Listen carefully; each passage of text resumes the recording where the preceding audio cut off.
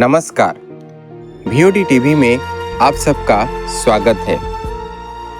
दूर रह पाए जो हमसे, दम कहाँ मंजिल में है, सरफरोशी की तमन्ना अब हमारे दिल में है। भारत के स्वतंत्रता संग्राम में ये पंक्तियां सेनानियों का मशहूर नारा बनी। 1921 में बिस्मिल अजीमाबादी की लिखी इन पंक्तियों को जिस व्यक्ति ने अमर बना दिया वह थे राम प्रसाद बिस्मिल। बिस्मिल एक स्वतंत्रता सेनानी होने के साथ साथ एक कवि भी थे, जिन्होंने उर्दू व हिंदी में राम, अज्ञात और मुस्लिम उपनाम से बहुत सी कविताएं लिखी थी। वह हिंदुस्तान रिपब्लिकन एसोसिएशन के संस्थापक भी थे, जिसमें भगत सिंह व चंद्रशेखर आज़ाद जैसे सेनानी शामिल थे।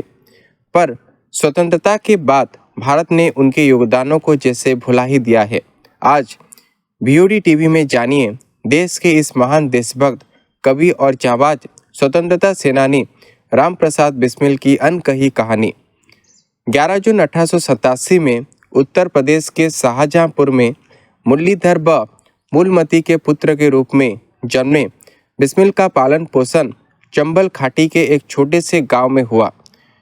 किशोरावस्था से ही उन्होंने भारतीयों के प्रति ब्रिटिश सरकार के क्रूर रवैये को देखा था।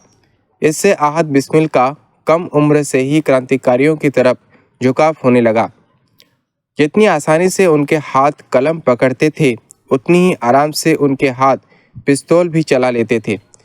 बिस्मिल ने बंगाली क्रांतिकारी सचिंद्र नाथ सान्याल और जादू गोपाल मुखर्जी के साथ मिलकर हिंदुस्तान रिपब्लिक एसोसिएशन HRA की स्थापना की, जो उत्तर भारत स्थित एक ऐसा संगठन था जिसने भारत को अंग्रेजी शासन से मुक्त करवाने का कसम खाई थी।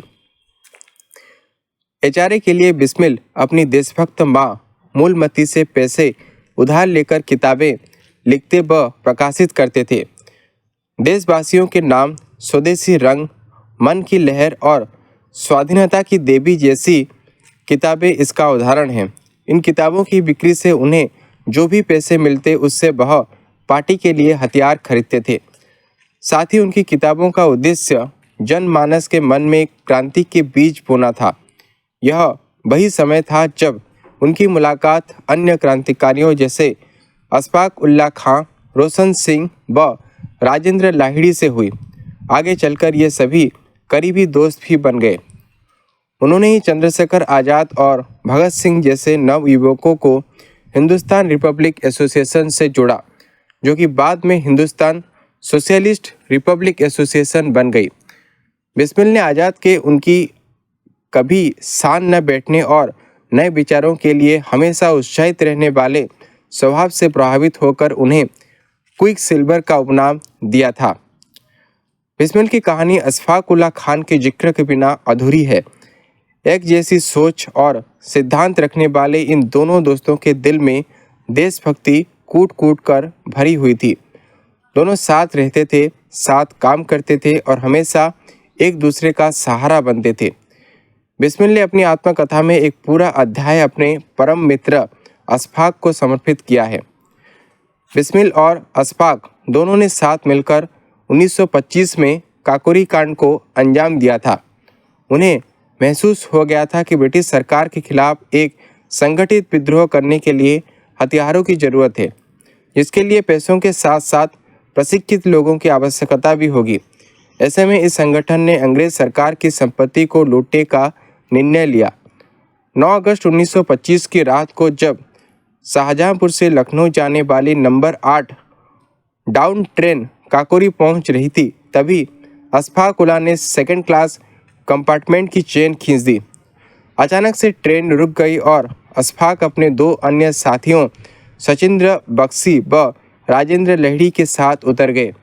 यह योजना का पहला चरण था, जिसे इन तीनों क्रांतिकारियों ने पूरा किया। इसके बाद ये तीनों साथी बिस्मिल व अन्य क्रांतिकारियों से मिले और ट्रेन के गार्ड को हटाकर उन्होंने सरकारी संपत्ति लूट ली। इस घटना ने अंग्रेजी शासन को हिलाकर रख दिया था और उन्होंने लूट के 1 महीने के अंदर अंदर ही 2 दर्जन से ज़्यादा क्रांतिकारियों को गिरफ्तार कर लिया। उन पर मुकदमा चला और 4 क्रांतिकारी राम प्रसाद बिस्मिल, अशफाक उल्लाह खान, रोशन सिंह और राजेंद्र नाथ लाहिड़ी को फांसी की सज़ा सुनाई गई। इन चारों को अलग अलग जेलों में बंद कर दिया गया। बाकी सभी क्रांतिकारियों को लंबे समय के लिए कारावास की सज़ा मिली। लखनऊ सेंट्रल जेल के बैरक नंबर 11 में जेल की सज़ा काटते हुए बिस्मिल ने अपनी आत्मकथा लिखी, जिसे 1928 में पत्रकार गणेश शंकर विद्यार्थी ने प्रकाशित किया। इस आत्मकथा की गिनती आज भी हिंदी साहित्य की बेहतरीन कृतियों में होती है। अपने कारावास के समय ही बिस्मिल ने मेरा रंग दे बसंती चोला गीत की रचना भी की थी। ये गीत भी स्वतंत्रता संग्राम के चर्चित गीतों में से एक है। 19 दिसंबर 1927 को फांसी पर चढ़ने से पहले बिस्मिल ने आखिरी पत्र अपनी मां को लिखा था। होठों पर जय हिंद का नारा लिए मौत को गले लगाने वाले इस सेनानी को पूरे देश ने नम आंखों से विदाई दी।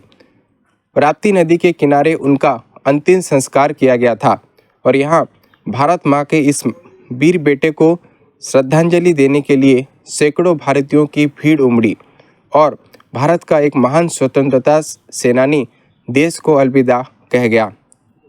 तो ये थी भारत के महान स्वतंत्रता सेनानी राम प्रसाद बिस्मिल की आत्मजीवनी।